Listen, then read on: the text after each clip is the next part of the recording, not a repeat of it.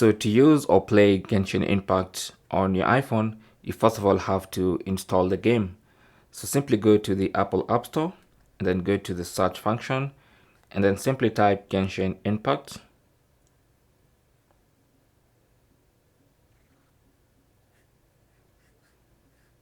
There you go.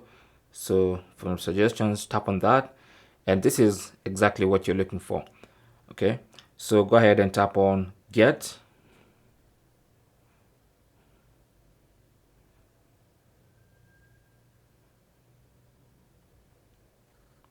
Then of course you'll need to verify and allow it to download and install onto your iPhone. So you can just watch the progress as it continues to download and install.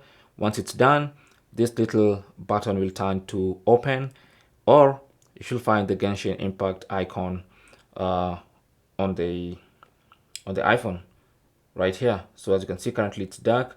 Once it finishes installing, it's going to be a clickable application that you can now get in and play and start using. Thanks for watching. Leave your comments and questions down below, and good luck.